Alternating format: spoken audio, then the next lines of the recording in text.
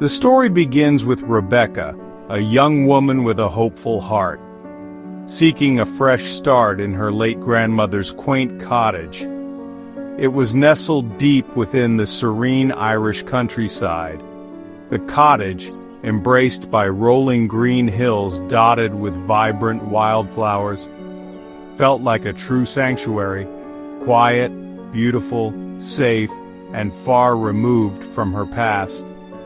Rebecca spent her days unpacking memories, walking the expansive fields, and relishing the profound peace she'd longed for, a balm to her weary soul. Among her grandmother's belongings, she discovered a large, ornate mirror, which was always kept carefully covered with a pristine white cloth. Driven by curiosity, Rebecca uncovered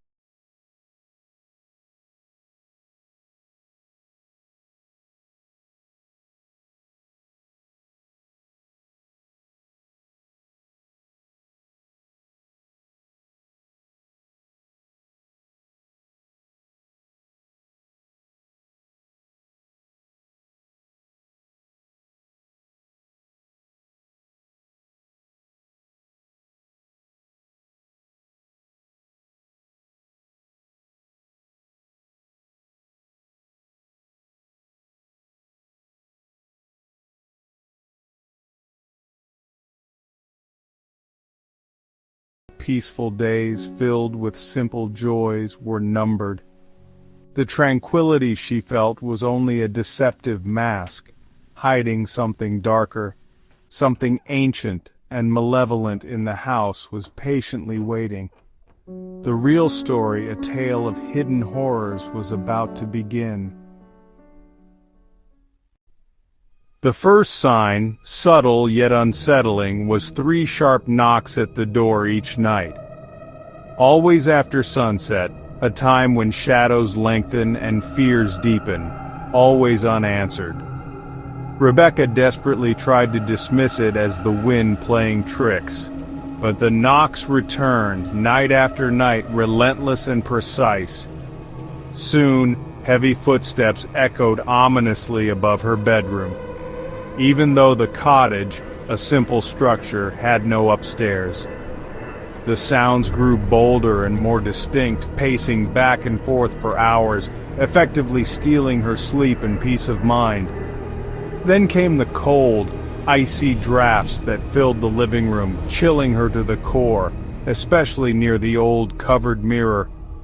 Even with a roaring fire blazing in the hearth, the chill was bone-deep and unyielding, and Rebecca felt watched intently by something unseen, something malevolent.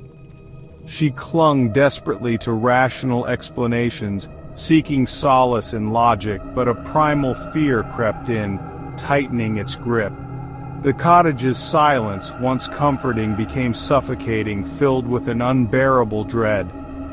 The peace and tranquility she cherished and sought in this remote place was now completely gone, replaced by a growing sense of terror. Rebecca slowly realized with growing horror that she was no longer alone in the cottage. The house itself had changed, becoming something sinister. She was no longer a resident, but an intruder, unwelcome in her own home. Desperate for comfort, Rebecca invited her best friend Sarah for the weekend. Laughter returned briefly, but that night the 3 knocks shattered the calm. Sarah checked the door, no one was there. The air turned cold, and unease settled in. As they prepared for bed, the phantom footsteps began overhead. Sarah, alarmed, asked what was happening. Rebecca confessed everything: the knocks, the cold, the feeling of being watched.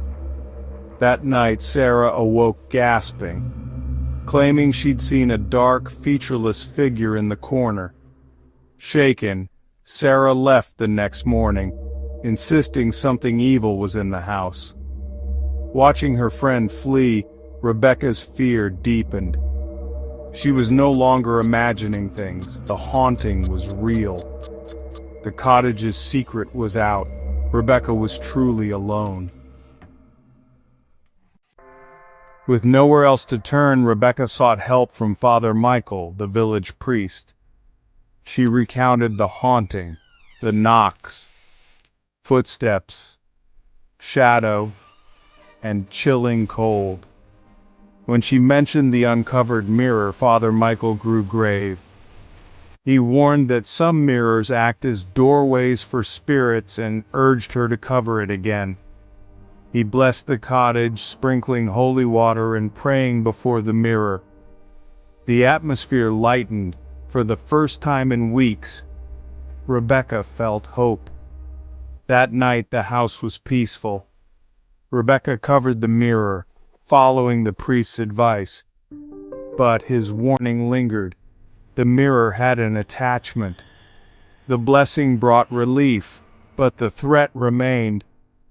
The mirror, shrouded once more, waited in silence. Rebecca's sanctuary felt restored, but unease lingered.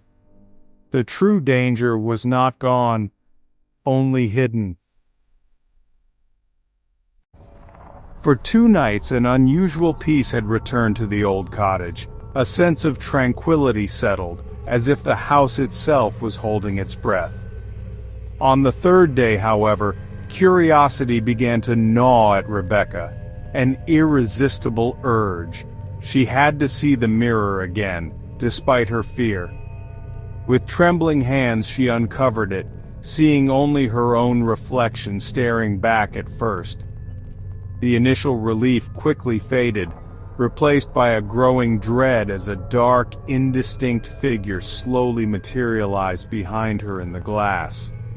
It was tall and gaunt, a spectral presence with hollow sockets and burning eyes that seemed to pierce through her soul. Its face was contorted in a twisted, silent scream, a horrifying expression of eternal torment. The figure pressed its spectral hand against the inside of the mirror, desperate to break free from its confines. Pure, unadulterated terror overwhelmed Rebecca. She screamed, a sound swallowed by the oppressive atmosphere. Driven by primal fear, she fled the cottage, disappearing into the cold embrace of the night. She never returned to that place of dread. Her family, upon hearing her tale, later removed the mirror and destroyed it, hoping to end the nightmare.